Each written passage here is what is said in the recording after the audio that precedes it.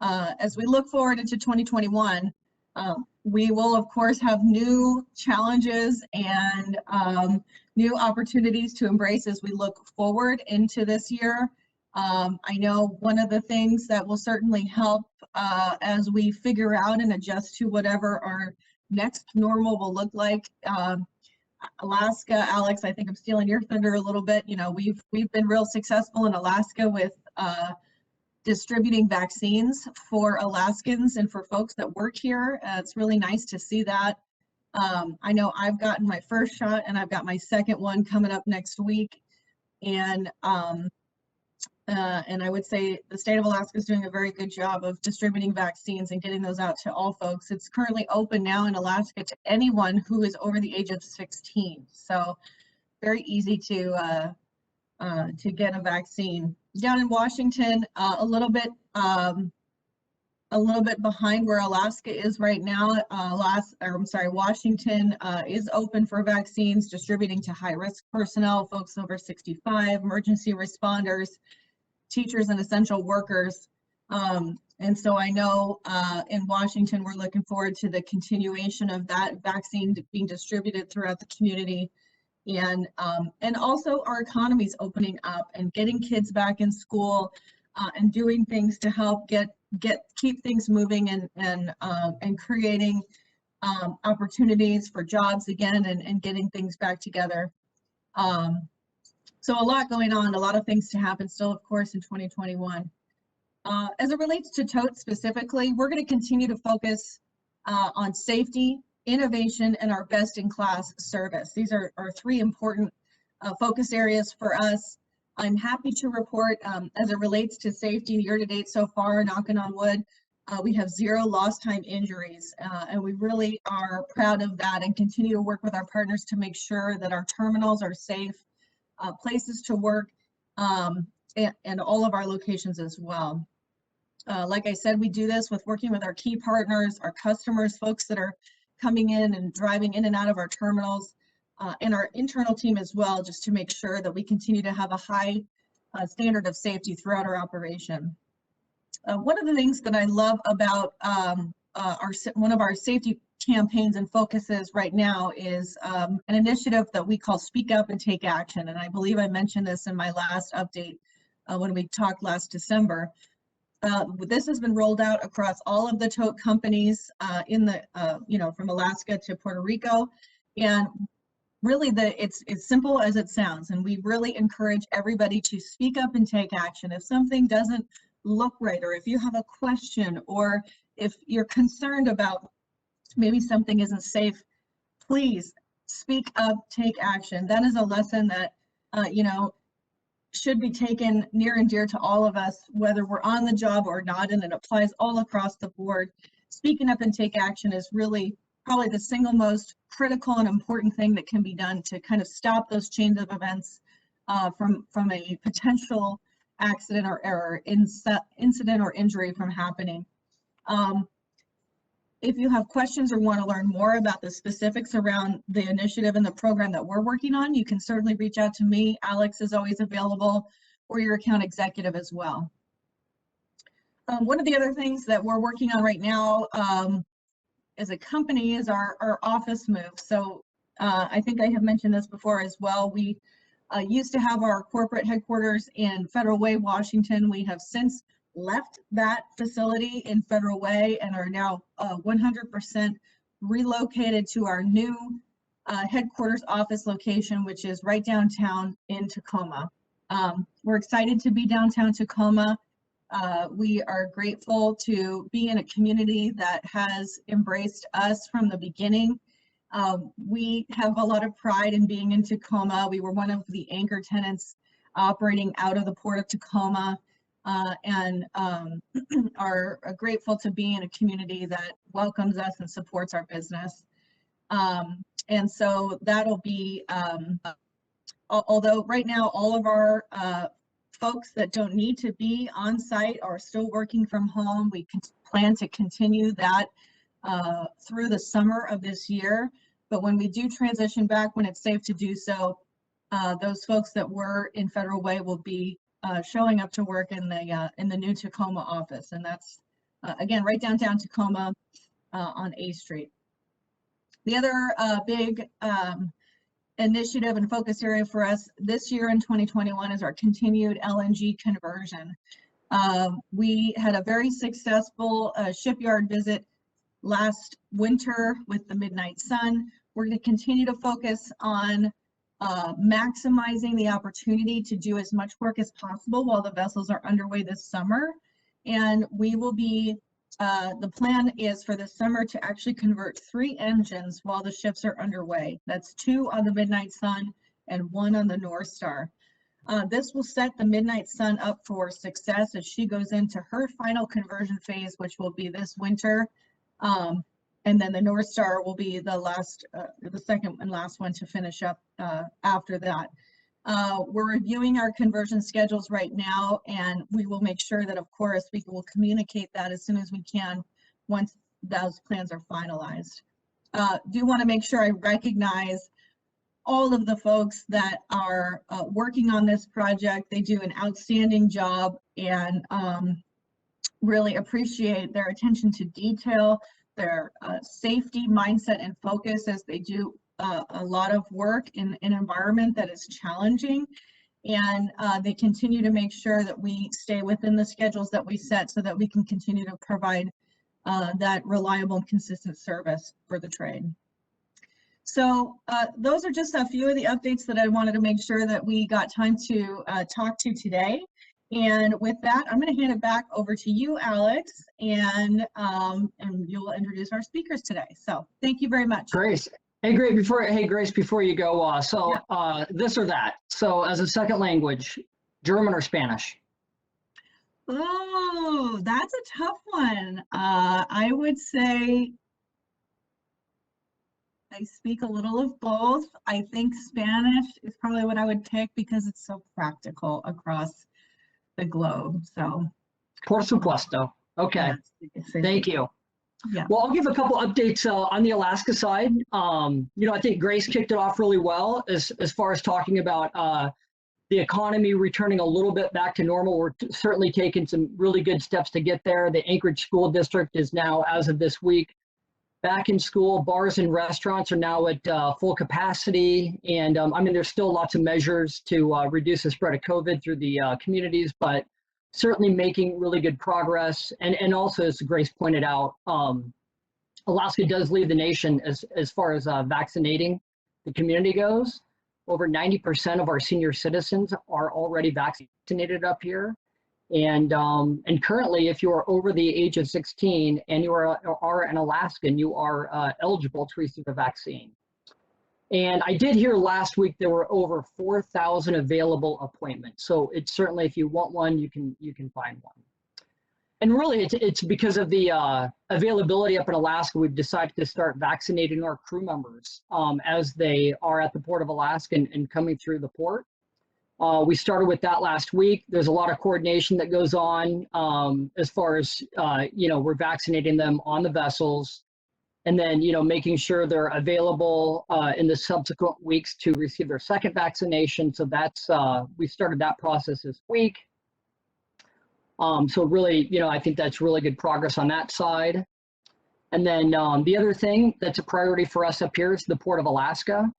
So I think, as everybody knows, the Port of Alaska is critical infrastructure. It serves predominantly the entire state. It's the primary supply chain for the citizens of Alaska. And it's also really well documented that, especially on the wharf side, there's been a decent amount of corrosion. And it's certainly nearing its end of life. So that has been an absolute priority for TOTE. Me personally, I have day-to-day discussions with the Port of Alaska on our design requirements. We talk about, all the elements that make Alaska, the channel, unique: the ice, the siltation, the tides, the currents, water depths. But big picture, we need safe, efficient, and resilient infrastructure for our vessels and our cargoes to service our customers. So we're in the middle of those conversations now, and we continue to see progress. We also engage, we're co-chairs of the Port of Alaska User Group, and we're also on the advisory committee to the mayor. For those who don't know, the Port of Alaska sits under the municipality of Anchorage. So we're very engaged, and we're very committed to seeing this project through and pushing progress where we need to. And then one last thing before I hand it off, share a really nice community story. So there is a coalition across the United States that puts children's books in children's hands in remote areas. And it's a wonderful coalition. TOTE has partnered with them to distribute 30,000 books to remote communities in Alaska. Because of COVID, there were challenges in actually finding a facility to handle the books. So we volunteered the TOTE terminal, and right outside my office, we have about 30,000 books that our employees have been volunteering their time and repackaging and packaging the books for distribution. Northern Arc Cargo is helping out with that. Carlisle's helping out with that, and it's a really neat program. So with that, I will go ahead and introduce our first guest speaker. We have Bill Popp. Bill Popp is president and CEO of the Anchorage Economic Development Council. Spent over 40 years in Alaska, both as in the private and public sectors. He's very involved in the community up here. He's chair of the Economic Resiliency Task Force under COVID-19. And he also serves as co-chair of the Governor's Alaska Civilian Armed Services Team and is a leadership group member of the Alaska Regional Development Organization. I'm going to go ahead and hand it off to Bill. If people have questions, I would encourage you to use the chat box, and I'll keep an eye on them and make sure those questions get answered as we get through things. So I will go ahead and hand it over to Bill. Well, thank you, Alex, and thank you, Grace. I really appreciate the opportunity to be invited to present today and to be a part of today's program. So let's just jump right into it. Today, I'm going to give a very quick snapshot of different aspects of the Anchorage economy and some elements of the Alaska economy. In representing the Anchorage Economic Development Corporation, my main focus is on Anchorage, but we're a big state with a small population, and we're all in this together. So we have to be paying attention to what's going on statewide when it comes to my line of work. So with that, why don't we go ahead and advance the slide, and let's just jump into this. So first thing, Anchorage has been showing what has been going on nationally reflected in our own housing market. We saw a significant uptick in both prices and sales last year. With 3,244 units sold last year. That is the best sales year we have in the last 20 plus years in Anchorage in terms of total units sold. And that's an amazing thing given the challenging economic times that we and the rest of the country were dealing with. But it also demonstrates a significant amount of pent-up demand that is starting to manifest itself in a significant surge in building permits at the city of Anchorage looking to build new units this year. Now, with material costs up nationally, such as lumber and other related building supplies, that may be a bit of a headwind for developers, but we still expect to see a fair amount of construction in Anchorage on the residential side of things. Next slide, please. And here's why. This is the prices that we are seeing in Anchorage. And you can see that we saw a $23,000 increase in the price of an average home sold in Anchorage in 2020. Just amazing. We have constant stories of bidding wars breaking out on homes, especially those in the below $400,000 range, where you get 10, 15, sometimes even as many as 20 plus offers on a given home, which is great for the seller, but it does make it a bit of a tough road to hoe for the buyer. So it is definitely a seller's market in Anchorage, and we are forecasting that 2021 will be another banner year for sellers and for the real estate market, for real estate agents, mortgage companies, title companies, financing institutions, as well as an opportunity for contractors to jump into what should be another good year of housing sales in Anchorage. Next slide, please. Now, let's talk about some of the less happy news, and we'll touch on employment. So 2020 was a tough year for Anchorage, as it was for the rest of the country. This is strictly for Anchorage. Over 27,000 jobs were lost statewide. Anchorage lost almost half of those jobs, with 12,400 jobs average gone in 2020. That's about a 10% decline in average a 10% average unemployment rate. We've had as many as over 20,000 people on unemployment in Anchorage when you include federal assistance in the CARES Act funds that have been made available in the last year. And probably more concerning is the fact that approximately 60% on average of those workers on unemployment were making $30,000 a year or less per year. This is really falling heavily on the lower income job, lower wage job positions in Anchorage. And it has been a very difficult time for our community in that regard. We are looking, though, towards a better year in the year to come in 2021. Next slide, please. So part of that good news is the amount of federal aid we have been receiving in the state. $4 billion is our current estimate of total federal funds related to COVID-19 response that have either been spent already in Alaska by the federal government through PPP loans, through aid to the state and to municipalities, additional unemployment benefits, and any number of other programs that were set up last year and funded. And then looking into this year, you can add almost another $1.5 billion in additional funds coming to our state, which brings us up to this nearly $4 billion total that we can currently estimate. We have another positive spot in our economy, and that is the stability being provided by the military presence in Anchorage at J-Bear, the combined Joint Base Elmendorf-Richardson, Air Force and Army, 30,300 stable jobs in Anchorage and the Matanuska-Susitna Borough are tied to the military, with 10% of overall employment in the region tied to the military. So basically, 1 out of 10 jobs in Anchorage can owe their existence to the military's presence and the spending of the military, as well as the dependents and families of military members in our community. And that's been a mitigating factor in these difficult times that we've been dealing with. And there, once again, is that metric that I mentioned. The 70% number is the most recent number in January in terms of the number of folks, which is right around 14,000 in January that were receiving some form of benefits, that were making 30,000 or less per year before they were put into unemployment. Next slide, please. So our priorities for the future are a number of different priorities. And I have to tell you that I'm a little out of order on my slides here. I think a save that I made on my presentation didn't take, but let's touch on this because we're working very hard to mitigate the impacts of COVID-19, as well as to continue to try and advance the Anchorage economy as we were before COVID-19 came to town. So we're in the final throes of obtaining funds from the EDA for a $400,000 research project to fully define the damage that was done to our economy, and then to identify opportunities for a quicker recovery in ways that we can help particular targeted industries, as well as to seek out opportunities for new industry growth in Anchorage through the research that we're going to be doing over the next several months.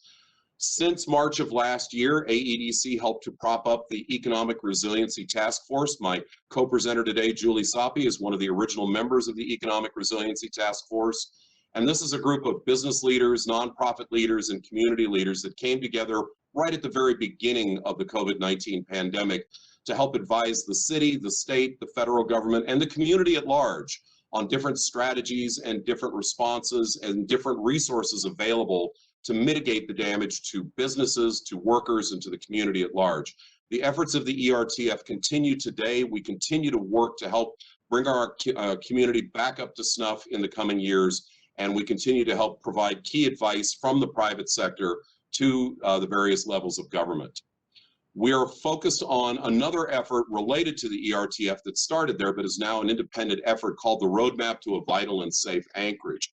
This is a planning effort with hundreds of business leaders, community members, and government officials participating to develop strategies in the short term, the next 6 months and beyond, to help reopen Anchorage's economy, to get our businesses back up and running, and to provide a situation that is safe for workers, safe for customers, and in particular, safe for visitors, to provide them with the confidence that they can come to Anchorage and know that they are in a community that is well vaccinated, that is still practicing good, safe practices in the business environment, and is offering them a place that they can come and safely visit with very low risk of being infected, very low risk of being caught in an unexpected shutdown, and having a great experience here in Alaska. Julie's going to talk about that experience, I'm sure, in her presentation, but this planning effort, with the help of many in our community, is hoping to provide a faster, more vibrant recovery to our city and collaterally to the state as a result. We are working on attracting remote workers. It is a grassroots effort through earned media and social media, trying to help the remote workforce that is out there in the rest of the world who are looking for new places to locate, mainly because of the high cost of living in the communities that they were previously living in, and some safety concerns, that Anchorage is an option that they should consider. With the amazing environment that we offer, the great community that we offer, and the fact that we have a fabulous broadband network here that will allow you to work anywhere in the world right here from Anchorage. Our three-pronged plan, which is AEDC's 10-year vision, continues. We are focused on a revitalized downtown, a vibrant and expanded UMED district, and an enhanced and great neighborhood and community asset in the Chester Creek Greenbelt, with opportunities for business to participate in that. And then in addition to the Port of Alaska, which is another key priority of AEDC, and we continue to support any strategies that the port users and the municipality come together to develop and help to promote those, we are very focused on Anchorage International Airport. Anchorage International Airport has been a beacon of great economic activity on the cargo sides of things. The passenger side definitely took a big hit, but we are seeing some green shoots on the passenger side, with renewed expanded numbers of flights to Anchorage, so it's easy to get here. If you're viewing this from outside of Alaska and you want an exotic place to visit, Anchorage is an easy place to come see from wherever you are in the United States, and we hope you'll come and visit us. But on the cargo side of things, we have significant new investments that are coming online at the Anchorage International Airport footprint. There's a 700,000 square foot, $200 million facility that was just sanctioned in their lease and will likely break ground later this year. There will be an international cool supply chain hub for air cargo transiting through Anchorage International, potentially both westbound and eastbound, as well as 4 other facilities that are being proposed, all told well north of 1.5 million square feet of new facilities and nearly $1 billion worth of total investment if they all go forward. This could bring significant new construction jobs to Anchorage, as well as significant new numbers of jobs in the logistics field. We are hopeful that most of those projects will go forward, but we're thrilled to hear that the one facility is already getting ready to break ground later this year if all things go according to plan. So that's another bright spot in the economy. Next slide, please. So let's just look at the forecast now for 2021, the snapshot. First of all, population, this is a significant issue for Anchorage. Through 2020, we have lost over 12,000 people to outmigration, mainly to the lower 48 since 2013, when we hit 301,000. In 2020, we hit about 289,000, and we are projecting another loss close to 2,000 people in 2021. Previously, in prior years to COVID, we believe that a lot of this was being driven by the ongoing recession in Alaska and Anchorage, driving people out of state, seeking better opportunities in what was the hot national economy. In 2020, we think it's going to be driven, or 2021, we think the migration is going to continue to be driven by the lack of jobs in Anchorage versus the number of people out of work, which unfortunately, over 12,000 people from last year. Our forecasts do not show all of those jobs coming back, and we believe that's going to drive some additional outmigration over the next couple of years. It's going to be a little bit slower recovery than we would all like. Could I see the next slide, please? And then this is our forecast. You can see the losses that we incurred in 2020, over 12,000 jobs lost, and we are projecting 4,000 jobs of those 12,000 jobs coming back in 2021. We believe by the end of 2023, we will have recovered 8,000 jobs. But unfortunately, with the 6,000 jobs that we lost prior to in the recession and the 12,000 jobs that we lost in 2020 due to COVID, that only gets us 8,000 jobs back out of the 18,000 jobs that we have now lost over the last 6 years. It's going to be a few years before we get all those jobs back, potentially as many as 5 to 6 years.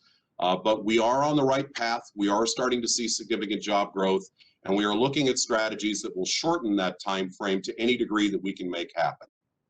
Can we have the next slide, please? And that is it for my presentation. All of the data that I talked about today can be found on our website, aedcweb.com, and I'm happy to answer any questions if we still have that time, Alex. Bill, thank you. Yeah, that really interesting presentation. And yeah, I appreciate you going over that. I do have a couple questions, and I'll keep an eye on the chat screen here. But there's a federal package that passed. Can you speak to what that might mean for Alaska? You know, knowing that Alaska does somewhat punch above its weight when it comes to benefiting. So we're still looking at this package. We know that just over $1 billion will go to the state of Alaska to offset their needs and state of Alaska government spending and different programs that go through the state. We know that there is going to be significant amounts of new money going into the PPP program that Alaska businesses can compete for. There is municipal funding coming to the state, of which just over $100 million will come to the municipality of Anchorage. And I believe close to another 100 to 125 million will be going to other municipalities across the state. Then there are several other programs, funding for schools, dedicated funds for restaurants, other programs related to nonprofits and Native organizations and tribal organizations that we're still trying to understand the total value. But we think conservatively, we can say that at least an additional $1.5 billion is going to come into the state of Alaska's economy this year. But I have a sneaking suspicion when we ferret out all the different pots of money and how they can affect Alaska, a lot of it's going to be based on our ability to compete for those funds. But we could see as much as $2 to $2.5 billion in additional funding out of the $1.9 trillion package that was passed by Congress coming to Alaska in the next year to year and a half. Bill, thank you. And I do have one question in the chat box that we'll go ahead and hit. So can you speak to the commodities that the airport cold chain and the airport in general, this new facility that you brought up, what commodities will be transferred through there? We're, a little of this is still behind the curtain with the developers of the project because they have customer interests to protect. But it is our understanding that there are elements of this that will involve perishable goods transfers from South America into the Asian market. So that is westbound, which is really great news because generally aircraft tend to go back empty or half empty from the US to Asia. And this will start to fill up some of that capacity as those aircraft fly through Anchorage International Airport. We expect some seafood aspects from Alaska to take advantage of this facility as additional capacity will give us additional room for higher value, fresh cut product, boneless, skinless portion fillets, fresh fish in various species. And so we think that those are a couple of the elements of it. We think that there are other elements that may involve pharmaceuticals, but we're still, that's more on the rumor side than it is on the fact side. And we think that there's quite a bit that we haven't learned yet about the customer supply chain that haven't been made available to us. So we're still working on understanding that. That's great. Okay, last question, Bill. In-state vacation, Kenai or Denali? Well, kind of in between. I just bought a brand new cabin out in the valley, and I'm going to be spending quite a bit of time there. But we are actually hoping to make a trip to Denali. And if I don't get down to the Kenai at least a couple of times to go trout fishing on the upper river, then there's a problem. So I'm going to be doing all three. That's great. Okay, we'll go ahead and appreciate that, and I'll keep an eye on the chat box to see if anything else comes up. We'll go ahead and transition to Julie. Julie has been the president and CEO of Visit Anchorage since 2007. She has worked to develop visitor industry opportunities in Alaska for more than 20 years, including positions at Explore Fairbanks, Travel Alaska, the Matsu Convention and Visitors Bureau. Julie is also a member of the Alaska Travel Industry Association AEDC Anchorage Chamber, and the Eagle River Nature Center. She also boards the Destination Management Association of the West Foundation Board and sits on the Destinations International Marketing Accreditation Board. Julie, thank you so much for joining us. Thank you for having me. I'm happy to be here. I'll tell you, I don't have nearly as many numbers as Bill had, but we'll talk about what we've experienced this past year and what we're looking forward to in the coming years and how we think our recovery might happen in tourism. So thank you very much for the opportunity to be here. Visit Anchorage, for those of you who don't know, is our convention and visitors bureau for Anchorage and South Central Alaska. And we've been the destination marketing organization for this area since our founding in 1975. So we're 41 years old. I think it's top of mind because last Saturday was our birthday. So, we get to do the kind of work that it's very easy to be passionate about, which I think can be said generally for tourism overall. And thank goodness for that, because over this past year, at times it was only the passion, I think, that helped many of our tourism businesses persevere and be determined to ride out the year and figure out how to make it through. Next slide, please. So what kind of year was 2020? I know we're not unique, but for tourism, of course, 2020 really did change everything. Alaska's tourism industry faced tremendous challenges, and without going blow by blow through 2020, I'll give you a sense of where we ended up and how we responded to the challenges that we faced.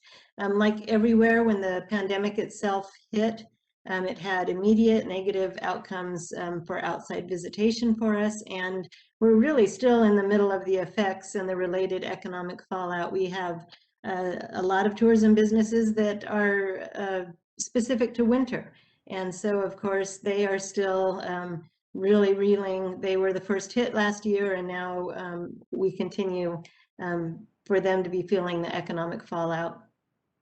Leisure visitation from outside decreased significantly. 2020 saw a 57% drop in passengers through the Anchorage airport.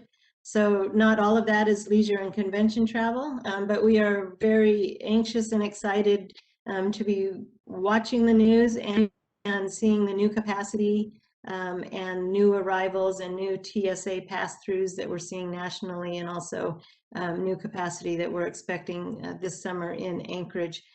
For 2020, our hotel demand was down 33% year over year. So 2019 to 2020, 33% drop. And that may be surprising. It was surprising to me when we saw the final number. I expected it would have been a much larger decrease in hotel demand.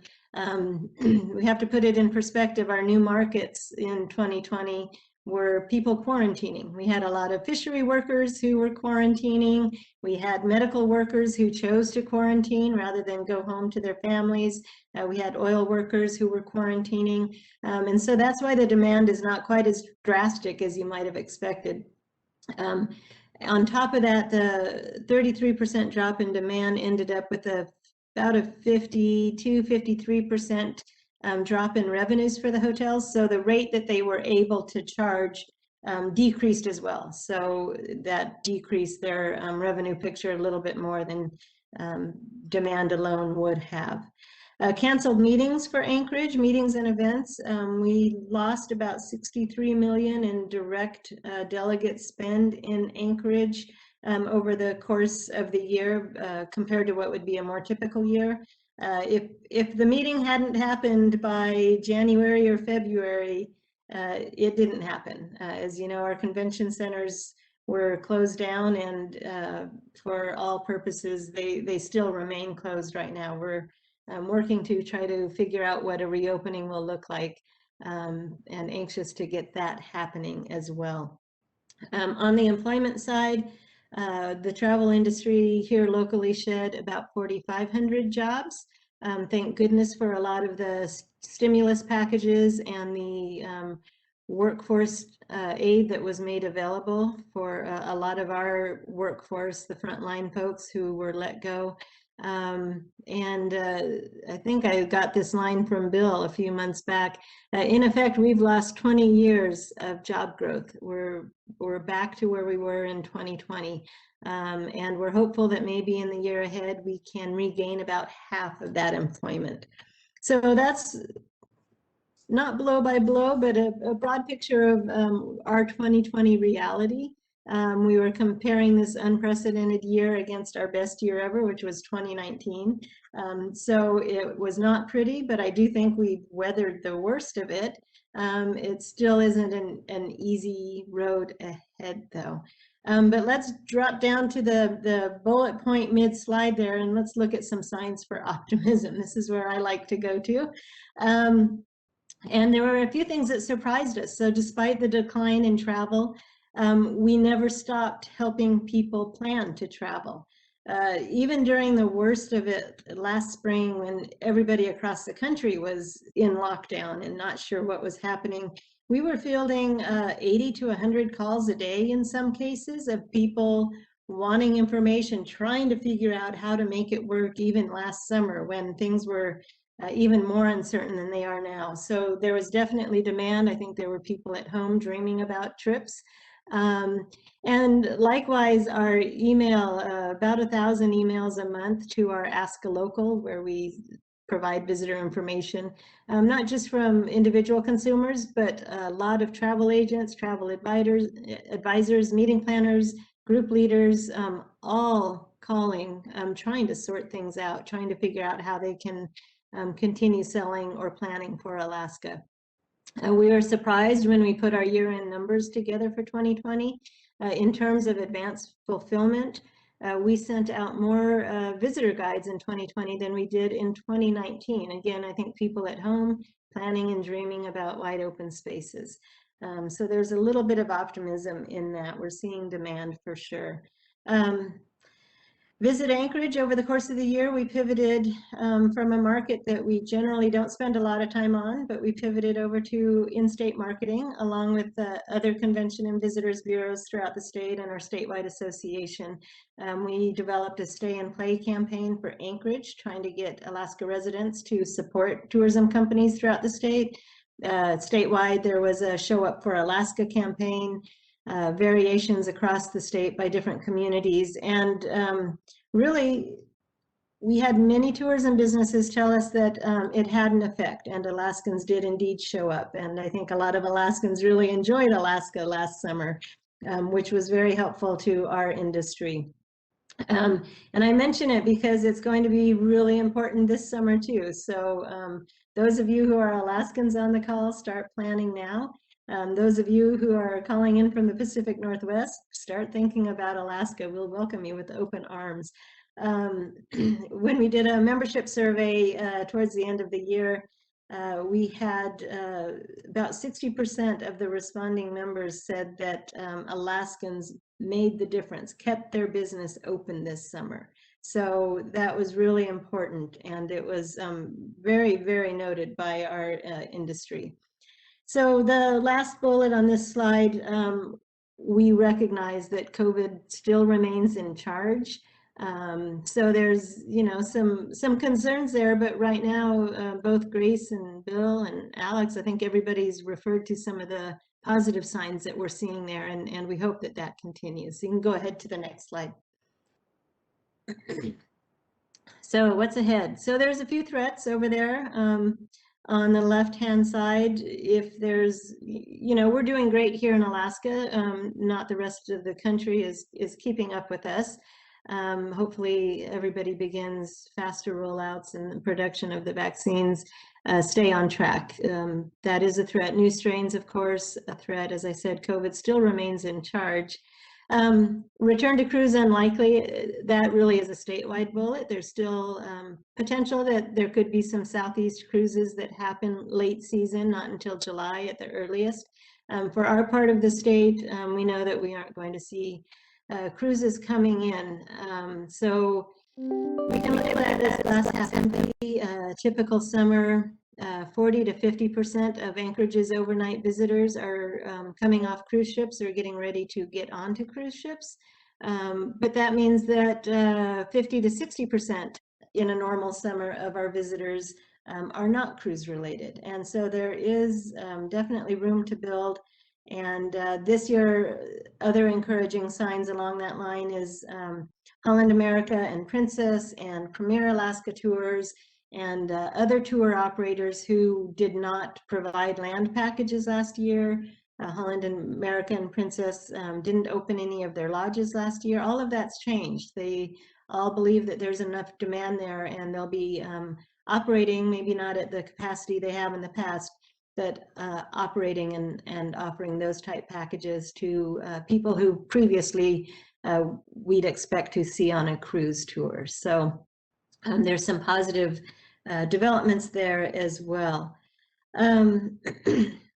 The one thing that we're seeing nationally, driving trips, road trips, are certainly top of mind for the national visitor. That doesn't bode well, of course, for us with Canada's borders closed, and it's just such a long haul, even without the border issues.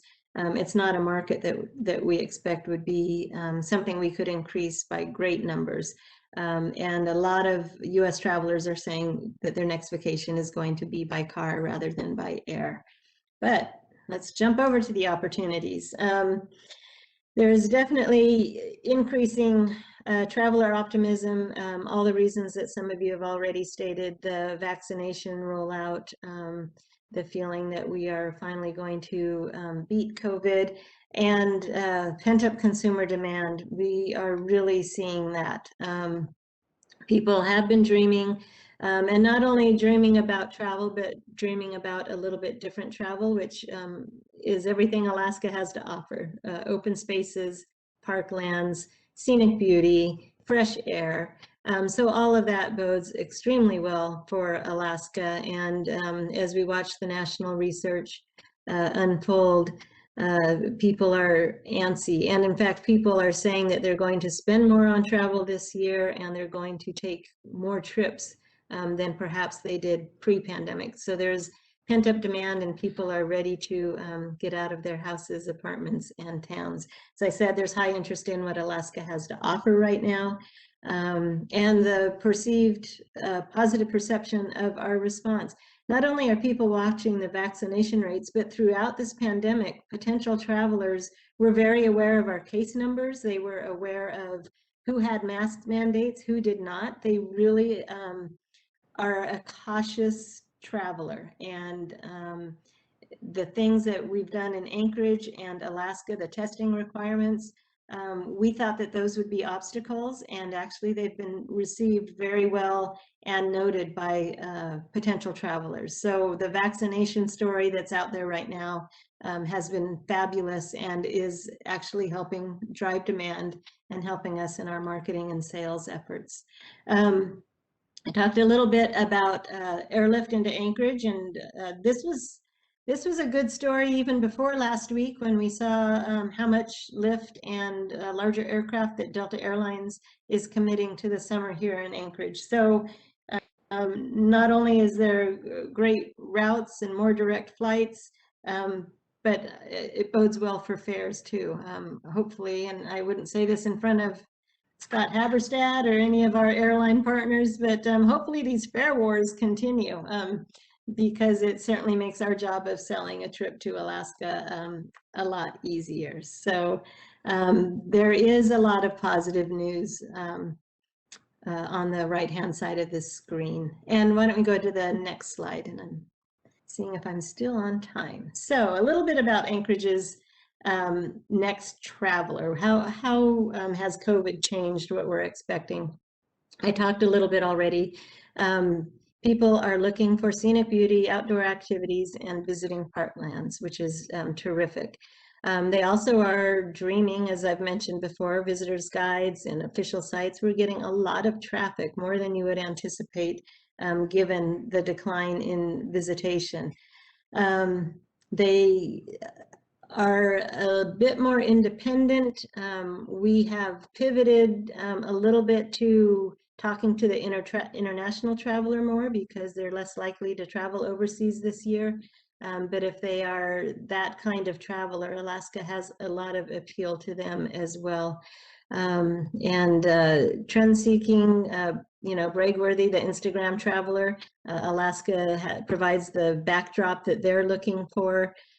So there's a lot of personas out there that we're pursuing, and they are the type of personas that will be more likely than some of the other personas in travel to adventure out first after the pandemic is over. So I think that is about it for that slide. And if you want to just jump to the next one. Things that we're focusing on, the independent traveler, health and safety, and communicating that message not only locally but to our visitors. High level service, quick response time. You know, anytime that we have someone on the phone, we're sharing with our visitor businesses, you need to do everything you can to close that sale. More important than ever before, and flexibility in booking and cancellation process policies. Those are all things that the industry is very aware of right now. So while there's a lot of positive and optimism out there, I do want to just put it back in perspective that, you know, a lot of these businesses have gone a whole year with zero in revenue. We talk about hotels being down, you know, about 52% in revenue. That's probably the best case scenario in our industry. Some businesses, many businesses I've heard from, were closed. They had some revenue and they had to refund it all last spring. So while we're talking optimistic, for us, optimistic is, you know, 30 or 40% of what we had in 2019. The optimism right now is, I'm going to make it. I will see the light of day in 2022. So we're excited. We've persevered, as I said, but there's a long way. We think 2024, 2025 before we're really back as an industry. We hold on to the knowledge that tourism's obituary has been written before. After 9/11, after the financial collapse of 2009, they said, oh, tourism, this is it. That's the nail in the coffin. And we always rise again. This one might take us a little longer. But as I said, we're an industry of passionate people who love to share our state. So we can't wait to do it even on a small scale this year and ramp up even more for next year. So thank you. I'll end right there. Julie, thank you. That was great information. I love the positivity, and it sounds like the worst is likely behind us. I do have a question. So last year, as the Canadian borders were closing, TOTE took on a very aggressive push for RVing, and you brought up drive trips, long haul. We saw a lot of success in that. We're going to do it again this year, which is basically encouraging people that they can ship up their RV on TOTE, and our ships are built for it, and then enjoy the great wide open spaces of Alaska and the comfort of their own RVs. What else would you ask businesses to do to encourage tourism to the state? Anything else we should be considering or thinking of? Well, I love that program, and especially this year because folks who maybe would have flown to Alaska and rented an RV, there's concern that we won't have as many RVs available also because of the border closing. And so to have an option for RV type folks to bring their own RV is a great option. I think invite your friends and family. Remember what a fabulous summer we had last year, and let us help you send the invitations out. Rely on Visit Anchorage and the Alaska Travel Industry Association to add a little bit of color and meat to an invitation that you might send out to your friends and family. We've got pretty pictures and brochures and websites. Yes, spread the word. All right, I love it. Great. Okay, last question. So winter sport, skiing or fat tire biking? Oh goodness, I used to think I was a skier, but you know, I'm not quite as fast or good anymore. So yes, the last 2 years I have become a fat tire advocate. Awesome. Okay. Well, good. Thank you very much. I'm going to go ahead and hand it over to Grace, and she can wrap it up here for us.